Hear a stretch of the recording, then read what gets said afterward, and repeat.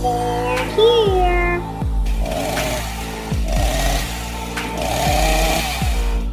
Sorry, kid. I don't believe in fairy tales. Red rum. Welcome to Night Fright. If you love being scared.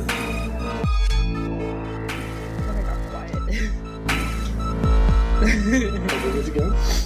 Okay, shall I start the show? Hi there, welcome to Night Fright. I'm Garrett. What, you want me to move in closer, Derek? Okay, how's that? Is that good? In closer? You want me to just put my mouth on the mic? Okay, you want me to get away. Thank you. Alrighty, hi there, welcome to Night Fright. I'm Garrett Carter. With me is my producer, Derek Davis, who is just going to wave. Great. It's an audio format, so sure. And my dear friend and his cousin, Kelsee Landers, is our first guest. Kelsee. How long have we been friends? We're not friends. Well, that makes sense because I gave you a movie that, spoiler, you did not enjoy. 2. We haven't got to the second episode yet. Please pump the brakes. Jesus, God. Keep kayfabe alive. Alright, so we went ahead and watched... Oh, you're getting a phone call. Who are you getting a phone call from? It's a reminder. Oh, that's a reminder to do this podcast? Yeah, because I don't remember stuff. Well, I'm glad you showed up early today. Okay, so the movie we watched, not together, I had you watch separately for me, was Return of the Living Dead. Yep. Yes, and I share that with you, and I want to share my personal experience with this movie real quick, is this is the movie that made me go, oh, I like horror movies. Because my mom used to do like a bowling league thing, and she would leave the house on Saturday nights, right? And me, my dad, and my little brother and would watch these horrible movies that my dad should not have been like letting us watch. They included some stuff like Night of a Comet. There was one vampire one that freaked me out real bad that I can never remember the name of. But my favorite one of them was the movie we're about to talk about, Return of the Living Dead. And I remember watching this movie going like, oh, fuck, I love this shit. And my brother's response was, I never want to watch another horror movie ever again in my life. And he's a good brother, and I'm sure he'll listen to this, but I'm just going to say, Jacob is quasi-scared of just the thought of a horror movie. He goes, no, I just don't, no. But you've never seen this movie before, right? Correct. What's your experience with zombie movies?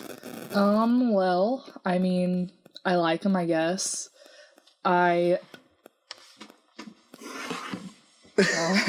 Producer Derek throwing out some notes. Yeah. I mean, I like zombie movies. Big fan of Walking Dead, I guess, until it got really redundant and repeated everything. So third season. So, I give it 4. You give it 4? Okay. Yeah. Spoiler alert.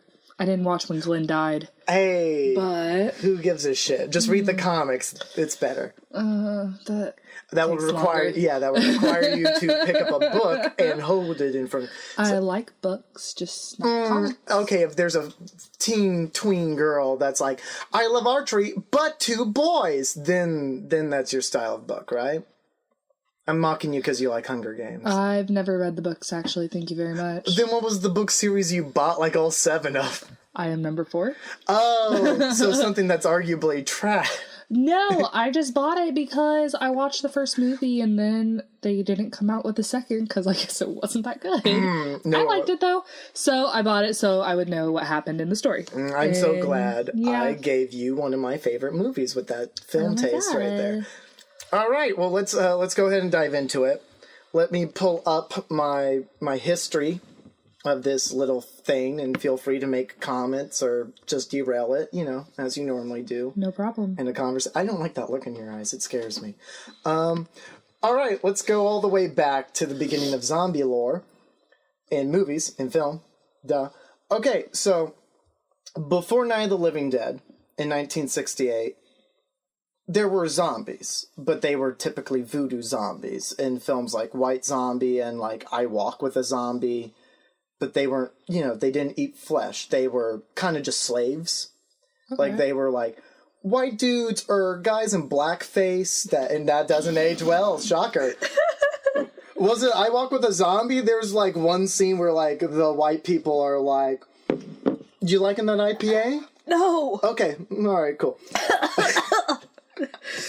God, it's worse than your taste in movies. Ah, I'm so sorry I gave you kerosene to drink, apparently. Oh, Jesus Christ. But no, there's a scene where they shine a flashlight on, like, on an African-American zombie, right? And they're like, oh, black man! That's not their reaction. But I remember that shot, and I haven't seen that movie since I was a real hipster high school kid, being like, yeah, I watch movies from the 30s. Because they're only an hour long. But, I don't know. I just always thought that was a dude in blackface. So we'll see. I'll go revisit it and see if I'm wrong. But what I'm saying is they weren't they were zombies, but they weren't the zombies we know. I like how you emphasize on the za. On the za. So George Romero and John Russo co-wrote Night of the Living Dead, and it came out in 1968.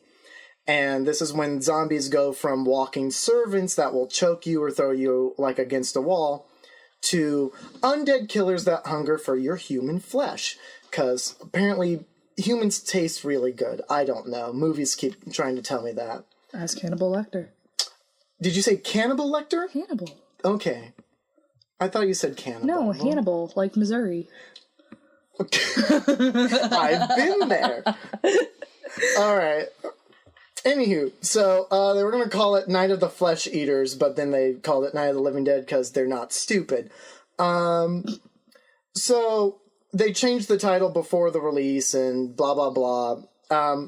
This is where the issue with the whole plot I'm going to get into comes in with. When they changed the title card, the distributor didn't put a copyright notice on the final print, which means the film is in public domain, which means you don't have to pay shit to show it or anyone, so it's free to use, right? Yes, you see? So then George and John go, well, we want to create a sequel to it, because I didn't write down the numbers. I should have. They made the movie for like $100 and some $1,000 or something like that. I may have been wrong on that. It was in the thousands, 100,000s. And they made so much fucking money. They made millions in like 60s money. So it was a smash hit. They wanted to make a sequel, but they had two different ideas. So a long, confusing legal battle ends with Russo retains the rights that he can use the moniker The Living Dead, and Romero just gets to use the use of the Dead. Basically is how it boils down. So they can both make movies, and they can both in their movies say, this is a sequel to Night of the Living Dead, but it's different timelines. No one thought about timelines. They were just like, I want to make money on this zombie movie. Please let me have it. Mm-hmm. So that's how that all boils down. I just took genuinely 7 articles I read and just mushed it into 3 sentences. So I hope that came out right. Mm-hmm. So Russo wrote, I believe he wrote a novel version of it, and then he turned it into a script when it got near the 80s, and he wanted to direct a sequel to it, but then he never does it. Tobe Hooper, who made Texas Chainsaw, the other movie you really appreciated watching, was supposed to direct it. He drops out, and then they got director Dan O'Bannon, and O'Bannon is very important because he happened to write, I don't know, fucking Alien, Life Force, Blue Thunder, Dead and Buried. Those are all really good movies. I don't know if you've seen any of them, Kelsey. I might have seen Alien.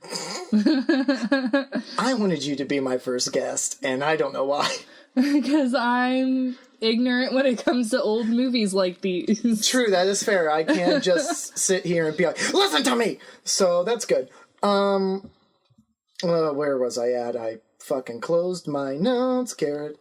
Alright, so Dan O'Bannon rewrote the story drastically because Russo wanted to make it about if the dead rose, then a cult would be worshipping them and then feeding people to the cult. It was not good from what I read. I like the version Dan did, which we'll get into that in a second. And then the most drastic change he did, because Russo treated Night of the Living Dead as their agreement like it was a sequel. Now, what O'Bannon did was, you'll remember from the film, they just basically talk about how Night of the Living Dead is just a movie, but it was kind of maybe based on some spooky real-life military shit. Oh yeah, I remember that. Yes. Oh, look at you! Oh, did you roll your eyes at me? Anywho, so they did that. So let's get into the casting. So then they cast a shitload of people. Let me run through this. They cast James Karen as Frank, who's the guy that cries and moans a lot. That's how you would know him as. He's Freddy's boss. Oh. Yeah. Okay. This is my favorite part of this, because I knew you were not going to remember half of these people. No, I'm not good with names. Speaking of Freddy, that's Tom Matthews, who, if you ever seen Friday the 13th Part 6, Jason Lives, that's his other big movie. Oh. Yep. Never seen it. God damn it, Kelsey. I have picked you for pure favoritism, and I don't know why.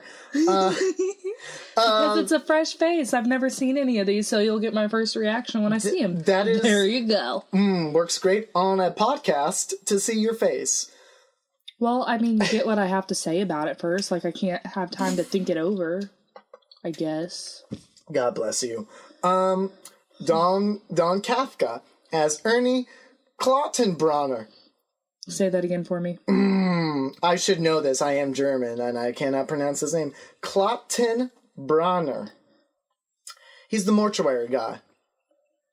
You know, who also, by the way, I'm just going to go ahead and jump into trivia. His character was originally wrote to be an escaped Nazi, which is why when they show up and they tap him on the shoulder, he's listening to German battle hymns on if you listen, he's like, Yep.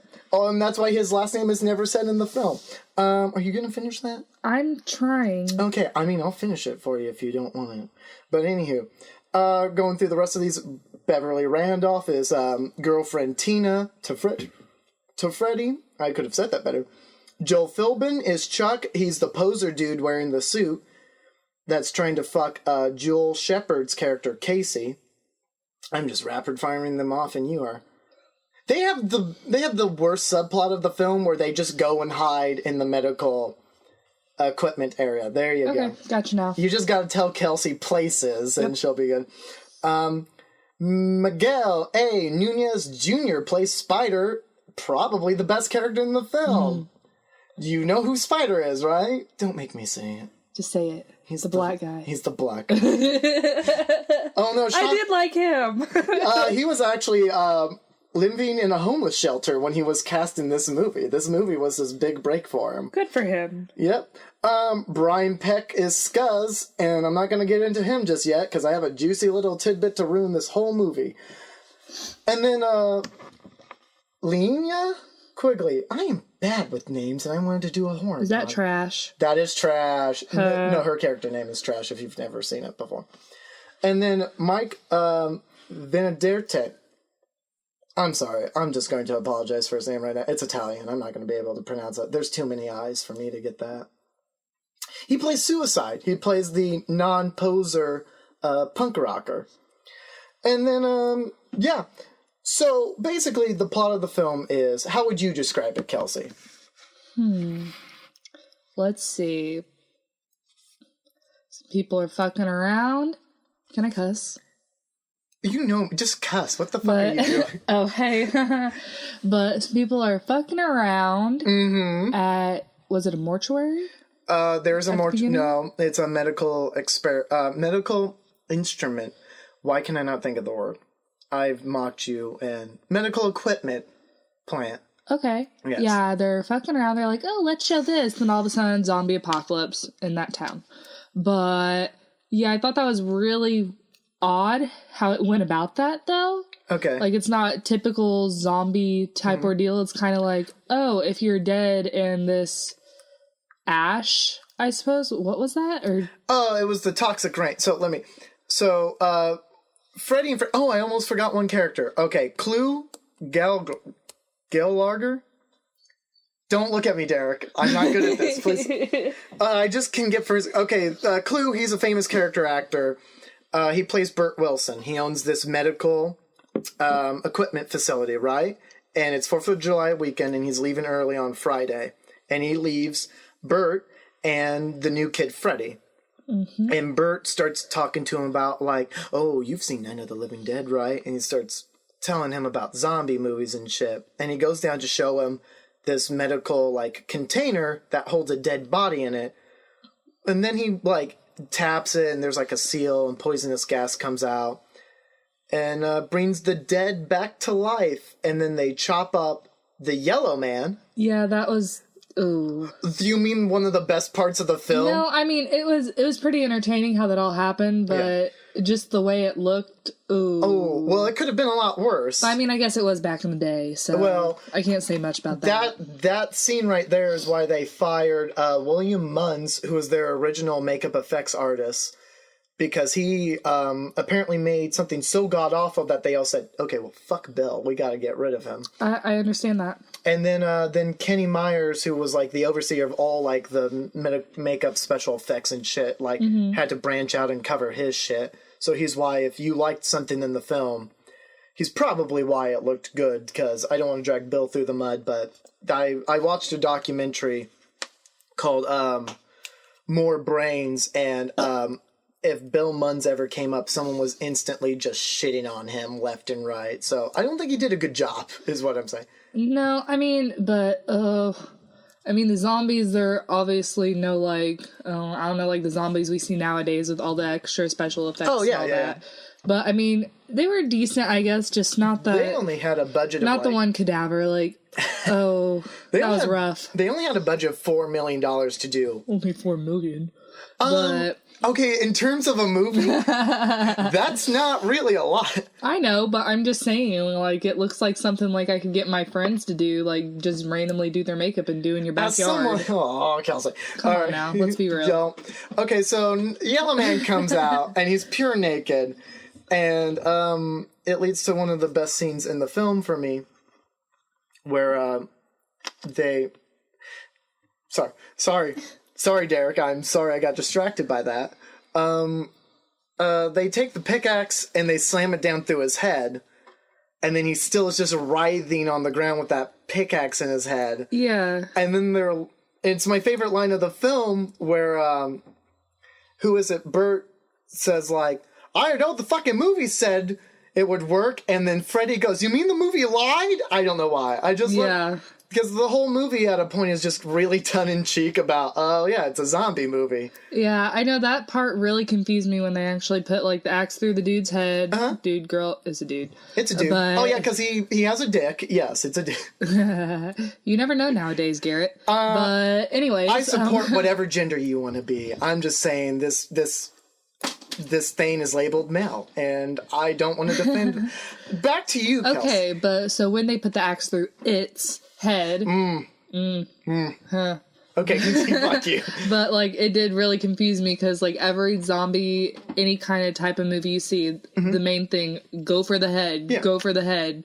Head will kill it. Strike its head, cut the head off, you good. But here this thing is, piece by piece, open up the bag, here you see just an arm wiggling around like, what the hell? That's why I love this movie, because I was confused. I didn't know how the hell you're supposed to kill one. You can't. It's an unwinnable situation. Like, that's why I liked it as a kid, because I was like, oh, we're fucked. Like, it's just that sense of doom that made me go, how are these... All right, let's get into it. Freddy's friends are a bunch of punk rockers and, like, / wannabe punk rockers, and they're all partying in a cemetery while most of the movie happens, and they're, like, waiting for Freddy to get off work while he's, like, slow. The gas is turning him and Bert into a zombie, so they're, like, going through, like, rigor mortis and shit, so every time they move, they're like, ah! It's great. I love it. But what I'm saying is, like, I don't know, like, you watch the movie and you're like, oh, you can't kill these zombies?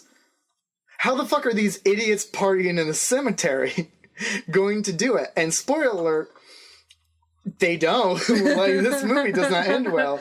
God bless it. Yeah, usually at the end of a scary movie, you have either, okay, everybody's dead, just leave it at that, like, last minute, like, the main character dies, or, oh, the main character, maybe one other person survive at the very end, walk off all happy and jolly. Yeah, this isn't like that at all. And I'm gonna save my thoughts on the ending until, well, we get near the end, but I love it. But, so they cut up Yellow Man, and they take him over to the supposed Nazi. Kids Nazis are bad.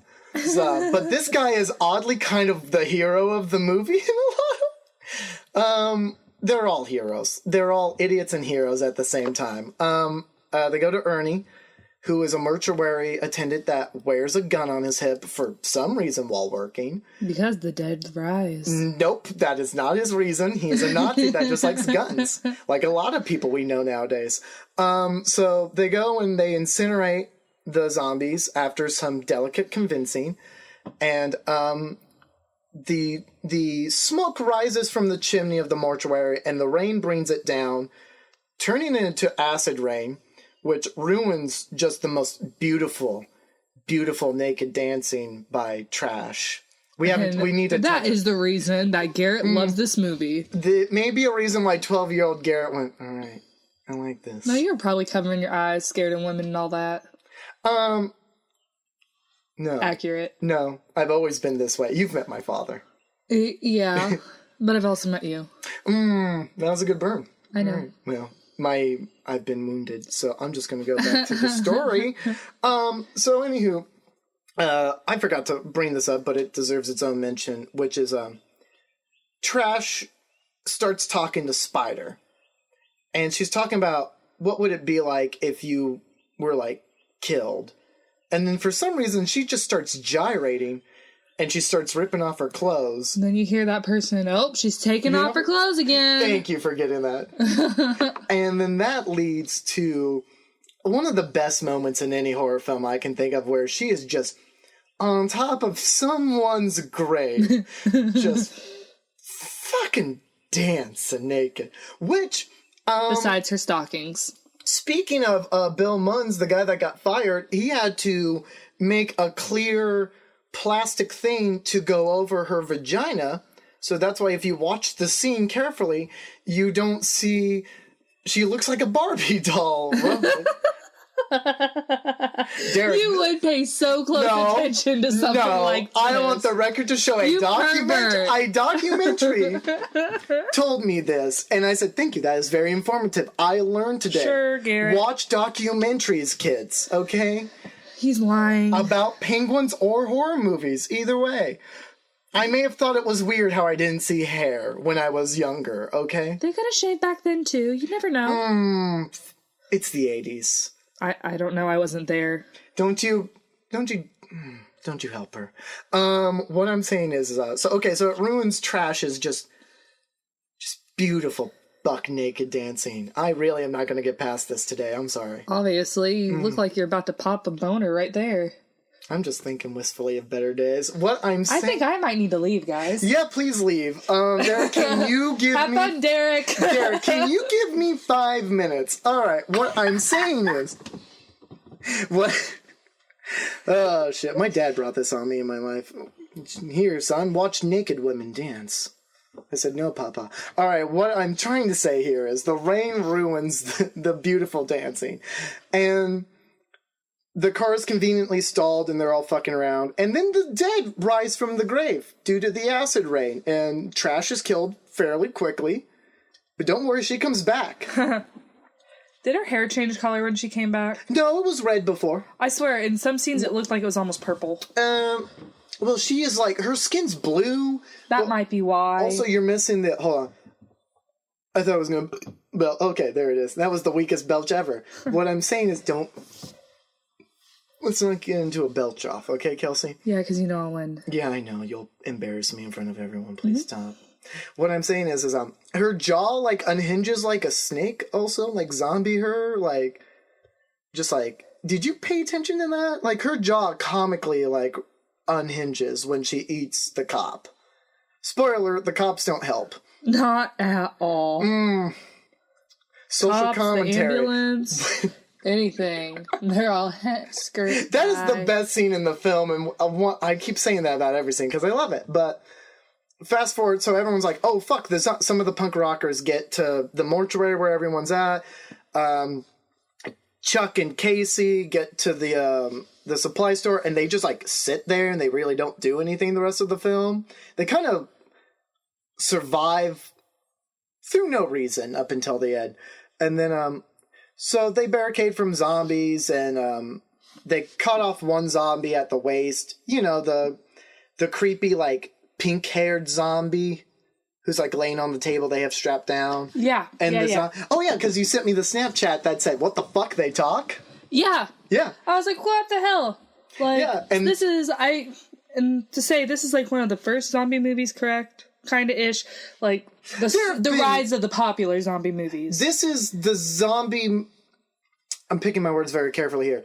There have been a lot of zombie movies before this, but this is like the one that started everything, like to become bigger, better, all that. Well, good stuff, actually, we can just go right into this. I have many firsts at the zombie movie. I made a little list of the first zombie movies. Of course, you have. They can run fast. This is the first zombie movies where they have appropriate speed.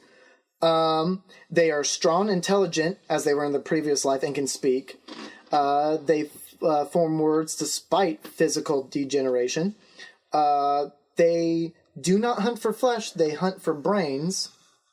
This is where the mythos of, the zombie going brain, comes from. No other zombie movie before that had a brain thing. This is where brains come from. They do not, we already covered heavily that, they have to be fully destroyed. And blah, blah, blah. So, yeah. So, also, yeah, a bite does not spread the zombie contagion. I didn't pay attention to that, but... When Suicide's killed by Tarman... Oh, fuck, we jumped over Tarman. You remember Tarman's the guy from the case when they crack it open? And then Tina goes to the medical, place? And, Tarman's there? How do you not remember? Oh, that was a weird-looking guy. You mean one of the best zombies in movie That was history? the guy that came out of the military thing, right? Yeah. Yeah, because isn't he the one that killed Suicide? Yeah, he bites him on the... Oh, God, Derek, I'm sorry, don't hit me again. Yeah, because that's when... her name's Tina, you said? Yeah, Tina, yeah. She, locked herself in the thing, and then Tarman's like, let me put this here, and then pull it out. Yeah. Zombies are so smart in this movie, and that's why I love it. See, I think Tina was the smart one here, because after that all happened, everybody's like, oh, what's happening? Suicide's just, dead there. And she's fucking... She's like, see ya. Bye. But then she does when Freddy's turning into the zombie, she's like, no, I won't leave him. And then you're like, bitch, fucking leave him. He's dead. Well, I don't think she realized that he was turning into a zombie, though. The paramedics, when they show up and check on him... I know, but he wasn't he actually has no pulse. dead. Because you're like, oh, okay, well, they don't think zombies are actually real. Obviously they are. But, that all happens to him. And then she's like, I love him. She just watched zombies kill two of her friends. I know, but I'm saying he was alive first. She didn't think that he would just go straight from alive to dead, I guess. I love their acting because they're just, kind of painted softly blue. And Freddy and Bert are just, holding, little blankets over them, being like, it's so cold. And, that's their zombie trick. But no, but we didn't get into that, I like that they put them into, the chapel part, too. That is good. That was ironic. And then, Kelsee's got irony down. No, but I like when the paramedics show up before all the zombie shit, truly hits the fan. And they're, checking on them. And they're like, oh, you have no pulse. It's like rigor mortis is setting in. And then I'm like, God, to be an actor and be like, great. I got 2 lines, and you have no pulse. I don't know, I just like that bit. Also, in that documentary I watched, one of the paramedics was like, yeah, I'm so mad that the other dude got he has no pulse line. What the fuck is that shit? And then I was like, really, man? But anyway, so then when the paramedics go outside, all the zombies rush out of the tree line and, kill them all. Yeah, I was like, huh. And one zombie gets on, the paramedic's microphone. I mean, yeah. The thing? What the fuck is... Send more, the C4... something. No, not the C4. That's explosive. The radio! Oh, God bless me. Wow. Don't act like you're better, okay? I am better. Oh, shut up. But one of the zombie gets on, like, the radio and is like, send more brains. He didn't say send more brains. He says send more brains. Well, the first time he says send more paramedics, and then when the cops show up and they kill all the cops, then he said send more brains on the cops radio. Okay, I don't remember on the cops radio. I just remember on the paramedic But that's one. that's a really great scene because it's just showing how we're idiots and we're all going to die. Yeah, it's just outsmarted by the dead. Hey. Because they keep phoning in backup and the backup keeps coming up like, oh, what's going on? And then like, a stupid amount of zombies just bum rushes them. It's a really great scene. And then, Jesus, where was I at in us trying to condense down this story? So then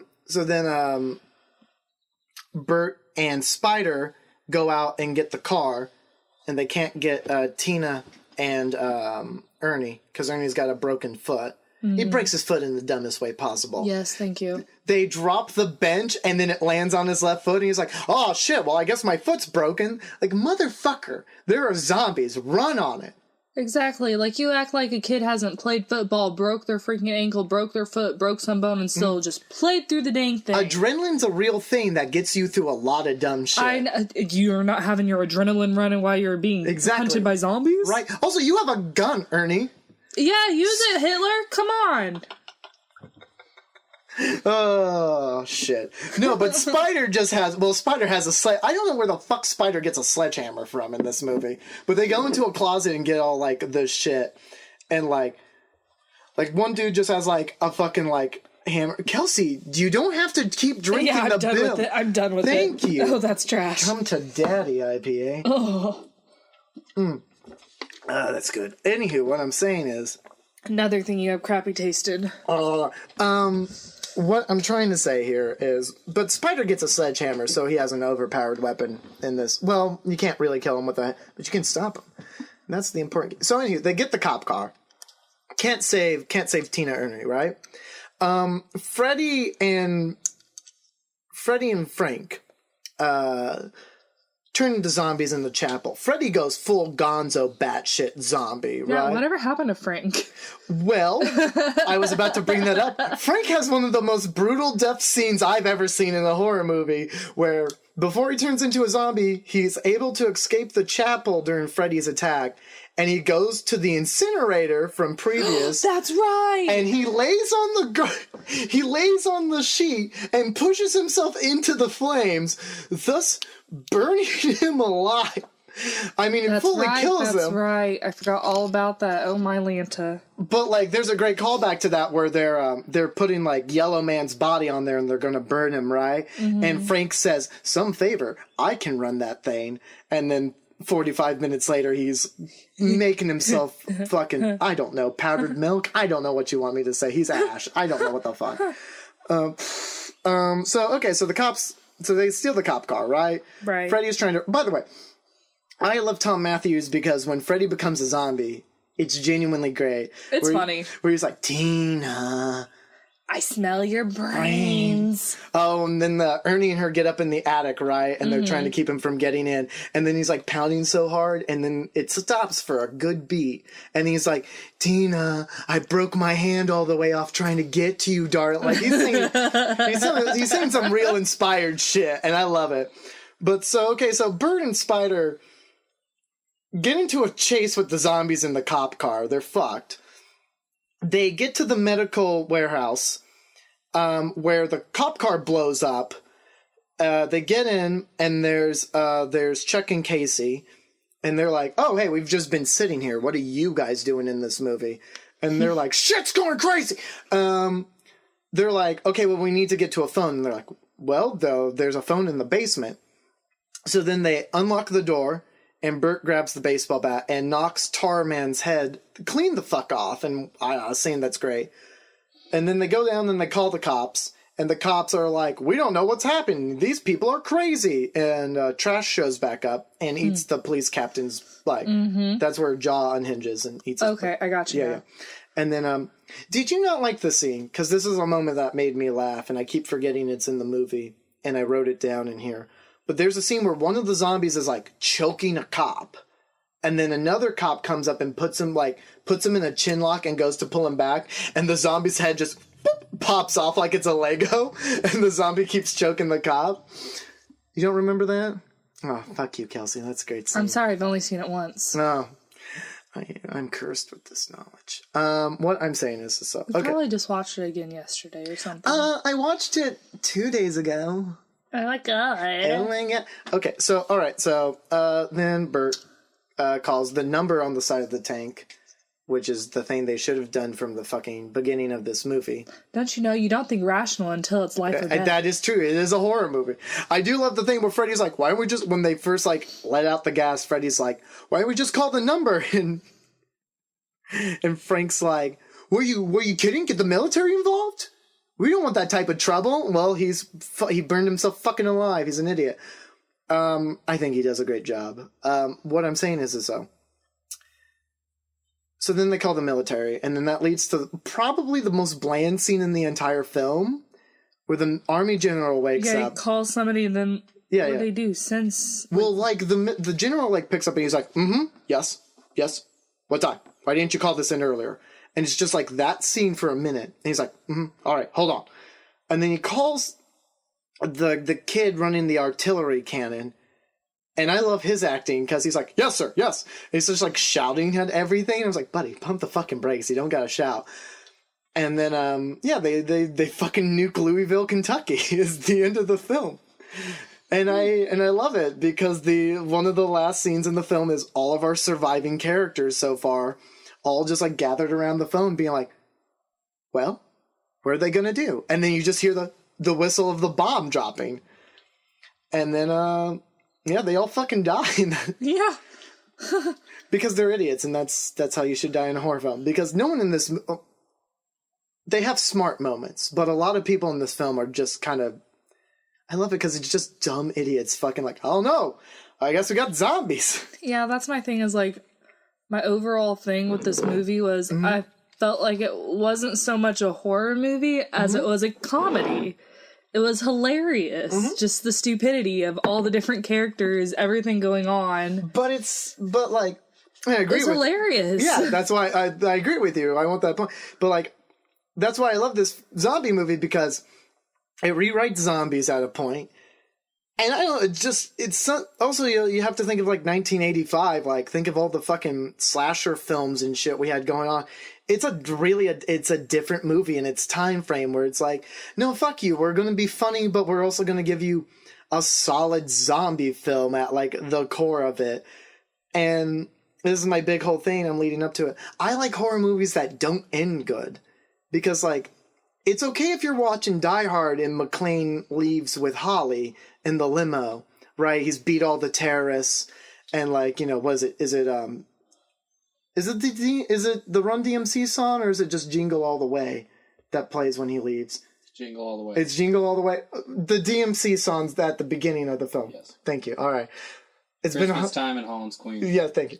So, I keep saying what I'm saying, but I'm sorry. But so, it's okay for an action movie or like Conan the Barbarian when it ends with like him on top of the throne and it's like, yes, he will be king, but that's a story for... I like it when my action adventure and all that ends funny or ends positive and we all have fun. I like a horror movie that just ends with you going like, well, fuck. I don't know why. At the end of the day, it just means a lot to me for it to just end badly. Because it's horror. It's not gonna work out. Or isn't it a happy ending? Don't get me wrong. I love Shaun of the Dead, where everything's kind of like peachy keen, but in like a sixth sense, where it's like, yeah. But we now live in a civilization where like, oh well, I guess we got all these zombies running around. Let's keep them as pets. Like that was comical. I love Shaun of the Dead. But like, so, but I don't know. I think that's my grand thesis with horror movies is that... There's cake? Oh, hey, Nick. Yes, cake's here. We have a cookie cake here. You guys started without me? Yeah, we're getting Kelsee's in, so I'm so glad you can disrupt the... Oh, okay. Well, you guys continue doing your thing then. No, I'll eat this cake. All right, cool. Cut it. Don't cut it. Let's keep it in. It's fun. But, Kelsey, what I'm saying to you is this. Yes, Garrett. In the grand scheme of a horror film, it earns major points with me if it has the genuine balls to not only end it poor, like you being like, oh well, that's a bummer ending. I like that in a horror film, and like this movie, even though like the military's patting themselves on the back at the end, being like, yes, we did it. We got rid of the zombies. No one will ever know. The president will be visiting tomorrow. The last shot of the film is the rain putting out the fire, and thus bringing back up the dead, and the skeleton shows up at the end, which... Was that the same... That skeleton was in it before, too, right? Yeah, like, yes, it was the first thing that rose. Yeah, it is one of the That's first... why I was like, wait, did you bury yourself again? Yeah. Well, also that skeleton's also what got the Bill Munns fired, because he did the shot, and they sent back the dailies, and they're like, why is that skeleton pristine and white? Oh my god. He's been under the ground. What the fuck are you doing back there? It's so good. God damn it, Nick. Chaos has erupted. What I'm saying, So Kelsey, did you also, when the last shot before the bomb drops is like a really sad harrowing thing where Freddy's still trying to break through the attic to get to Tina and Ernie, right? And he's about to break through, and then the camera just ever so slightly just shows you Ernie, like he's got Tina in his arm, he's got the gun pointing at the thing, and then he's just slowly points the gun to Tina's head, and then the movie just freeze frames with Freddy breaking through the attic door, and then you're left to believe that he's blown Tina's brains out like right before the bomb drops. So what I'm saying is this movie's funny, it's great, and it leaves you going like, well, fuck. And and I've said it 100 times. I feel like I've said it 100 times already, but I really like that in a horror movie when it ends. You just sit there and go, I want to watch Sanford and Son now, or something. Like, you gotta watch something uplifting Is this after. community water, by the way? Yes, motherfucker! Alright. I'm gonna take one. I appreciate it. I shouldn't have reacted to him the first time. Now I'm enabling it. Well, Kelsey, I got some trivia for you. Oh shit. The crew all... Wait. What? You say trivia. That makes me think you're going to ask questions. You just keep stating facts. Trivia. You can just throw out trivia. Fun facts. Trivia is a question. Like trivia that you play at B-Dubs. I'm a good trivia person. Yeah, but you don't know what trivia is. Derek's being a good producer and trying to get this back on the rails. Okay, what I'm saying is... the entire crew, minus Clue, who played Bert... Was it Bert? Yeah, it was Bert. It's Bert and Ernie. Always remember that.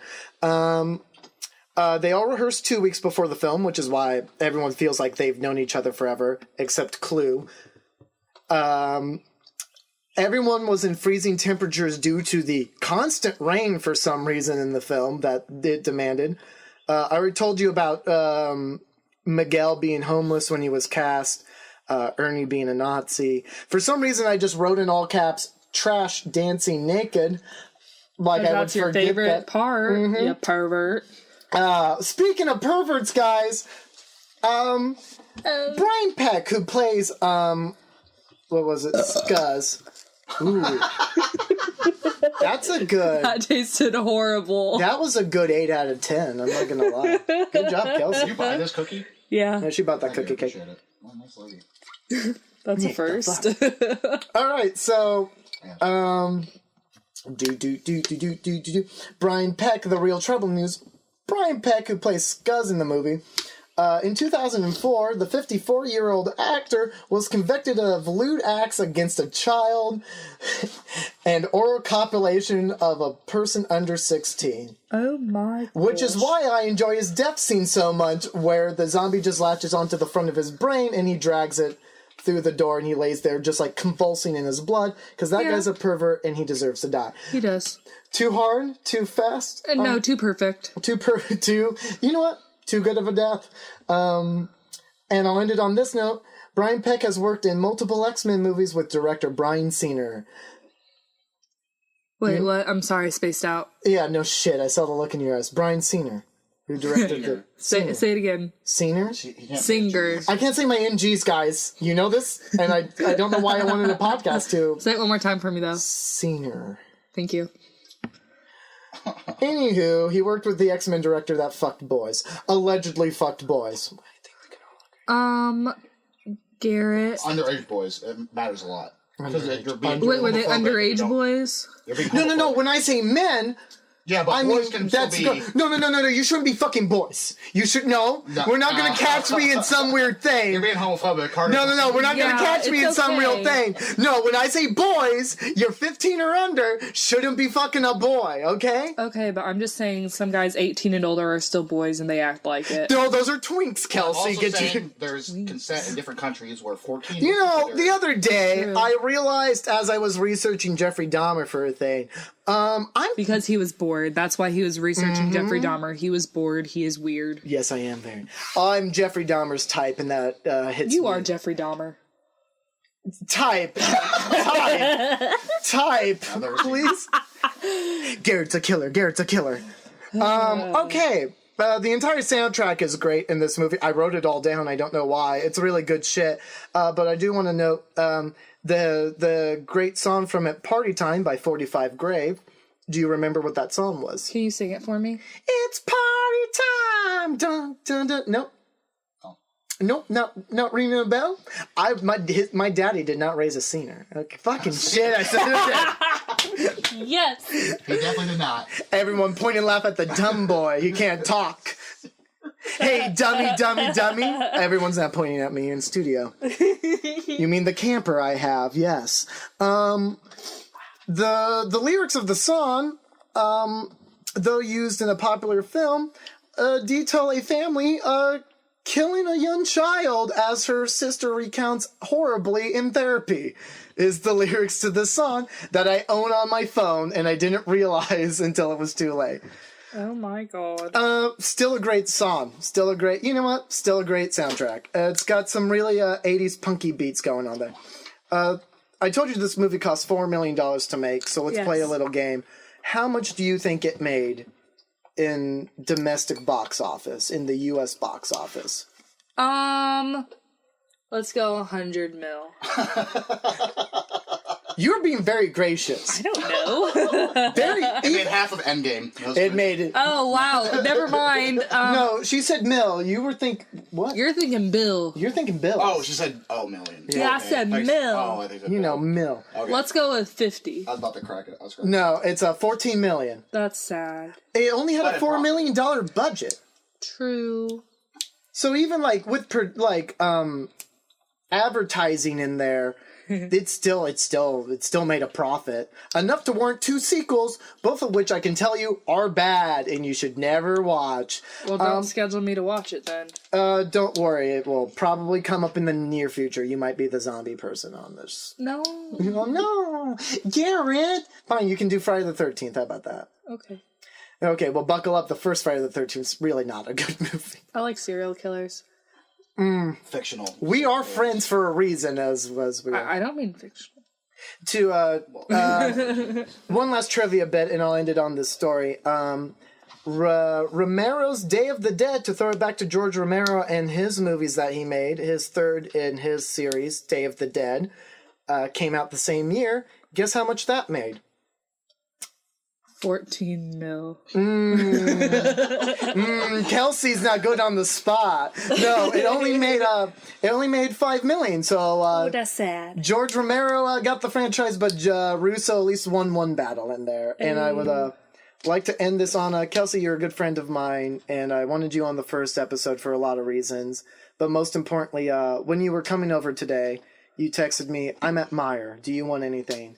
And I sent back cookies. And then you sent back, "Bitch, I was going to get a cookie cake." I didn't say that, actually. He's falsifying this. You were getting a cookie cake and you told shut up. I told him. You're off the show now. No more Friday the 13th. Excuse me, I'm talking, sir. Oh, God.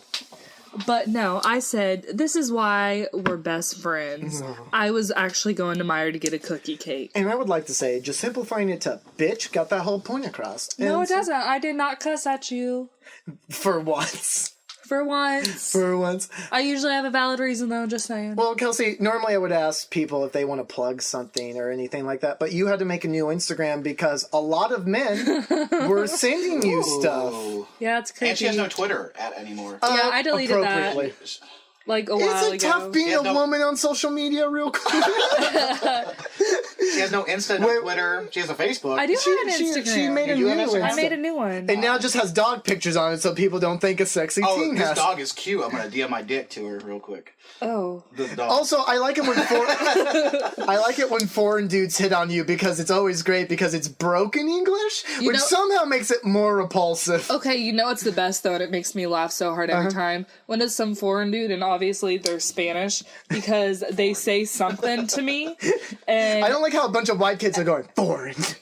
But no, they say something to me that they think is hilarious, and afterwards, instead of going ha ha ha, they go ja ja ja ja. Oh yeah, they do. And I laugh so hard at that because I just... Jar binks. All right, I'll leave on that shit now. Well, we'll leave on this one because it's a question I've always wanted to ask you, and I have a recording of you. How many unsolicited dick pics have you received in your life? Oh my god, really? My cousin is in the room. Time out. You say weird shit around him to fuck with him. No, he does that! Derek, you... None of you are good. You, Derek, your other cousins are like, ew, gross. I don't want to hear about penises and vagina that my cousins had to deal with. We never claimed to be appropriate family members. But then you'll turn around and talk about it within 5 minutes later, being like, sucking dick. So, hey, you got to answer the question. How many? I don't know. I don't keep a folder. 14 million. 14? God bless you. I just had to give you shit. All right, Kelsey, say goodbye to the nice folks. Nothing? Okay, fine. I'll say bye. Bye. Thank you for joining us on Night Fright. I've been Garrett Carter. Stay spooky. Garrett, I smell your brains. No! Hey, producer Derek here. I'm going to do a little bit of housekeeping right now. We recorded these before we had our Instagram and Twitter set up, so if you could go over there and follow us on both of those platforms, that would be awesome. They're both under Night Fright Pod. Thanks.